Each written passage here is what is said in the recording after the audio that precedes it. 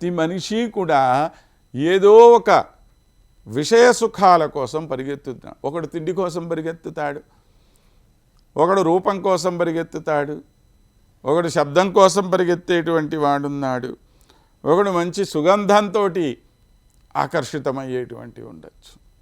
ఒక కస్తూరి మృగం ఉంది, తిరిగి తిరిగి తిరిగి తిరిగి ఆ సువాసన కోసం తిరుగుతూ ఉంటుంది, దానితోటే పట్టుబడుతుంది కూడా అది. ఆ విధంగా వైష్ణవ్యా గుణమాయయా, ఆ త్రిగుణాత్మకమైనటువంటి వైష్ణవీ మాయా అని చెప్పి అంటాం. విష్ణుమూర్తి చేత ప్రసరింపజేయబడిన మాయ గనక దాని పేరు వైష్ణవీ మాయా అని చెప్పి అంటారు. అది త్రిగుణయుక్తమైనటువంటి మాయా అని భగవానుడే స్వయంగా మనకి గీతలో చెప్పాడు. గుణమయీ మమ మాయా అని చెప్పి అంటాడు ఆయన. నా యొక్క మాయ ఎన్నో గుణాలతో కూడినటువంటివి. ఏం గుణాలు అవి అనంటే సత్వరజస్తమో గుణముల చేత కూడినటువంటి ఈ మాయా. ఆత్మనివహాన్ విప్లావ్య, అలా ఆ మాయని ప్రదర్శింపచేసి ఈ ఆత్మవర్గాలన్నింటినీ కూడా, ఆత్మవర్గాలంటే ఎవరు? మనందరినీ వ్యామోహపరుస్తున్నాడు ఆయన.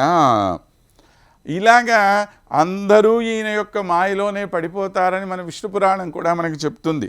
బ్రహ్మాద్యా సకలా దేవా మనుష్యా పశవస్తథా విష్ణుమాయా మహావర్త మోహాంధతమసావృతా అని అన్నాడు. బ్రహ్మాది దేవతలే ఈయన మాయలో పడిపోయారు. ఆనాడు శ్రీకృష్ణుల వారి యొక్క వృత్తాంతం మనందరికీ ప్రసిద్ధమైంది భాగవతంలో. బ్రహ్మ ఏ విధంగా ఆయన మాయలో పడిపోయి, అయ్యయ్యో నేను ఎంత బుద్ధిమాలిన పని చేశానని పోయి ఆయన కాళ్ళ మీద పడ్డాడు. కాబట్టి బ్రహ్మాది దేవతలందరూ కూడాను ఈ భగవానుడి మాయలో చిక్కుకొని పోతారు. సకల దేవాహ, మనుష్యులు, పశువులు అందరూ కూడా మహావర్తి అయినటువంటి ఈ విష్ణుమాయా ప్రభావంలో పడిపోయి, ఆ మోహాంధములో పడిపోయి, ఆ చీకటిలో పడిపోయి వీళ్ళు కొట్టుకుంటూ ఉన్నారు. మరి వెలుతురు ఎవరు చూపిస్తారండి? చూపించేసి ఉన్నాడు ఆయన. ఆ వెలుతురుని వదిలేసి చీకట్లోకి పరిగెత్తింది మనం.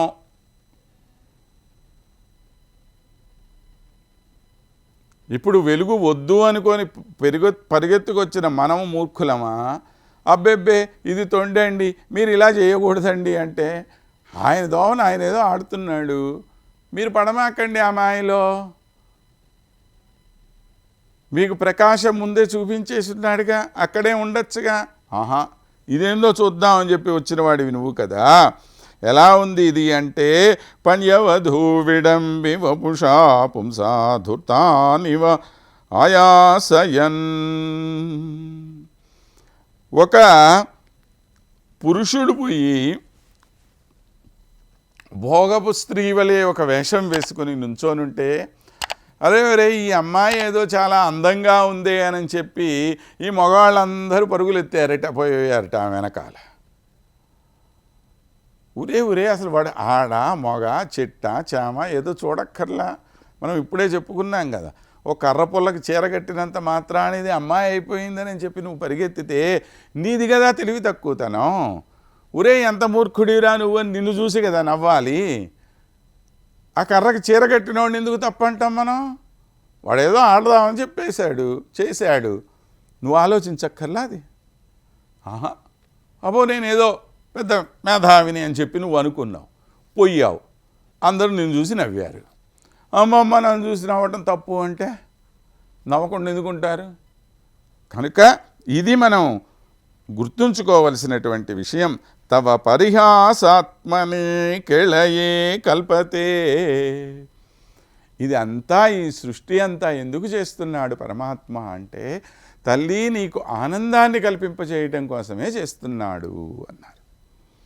అంటే నీ ఆనందం కోసం ఆ స్వామి ఎన్నెన్ని పనులు చేస్తాడు. అంటే ఇక్కడ ఏదో స్వామి ఏదో పెద్ద శాడిస్ట్ అయిపోయినట్టు, మనందరినీ ఏదో కష్టాల్లో పడేసినట్టు మనమేం భావించుకోవాల్సిన అవసరం లేదండి. ఇక్కడ మీరు రెండు విషయాలు బాగా గుర్తుంచుకోవాలి. మంచి మార్గాన్ని ఎప్పుడు ఆయన మూసేయలేదు, ఆ మార్గం అట్లానే ఉంచాడు. నువ్వు బుద్ధి గలవాడివైతే ఈ దోవలో పోతావు. ఎంతోమంది మహానుభావులు ఆ దోవలో ముందుకు పోయిన వాళ్ళు ఉన్నారు, తమ జీవితాన్ని సార్థక్యం చేసుకున్న వాళ్ళు ఉన్నారు.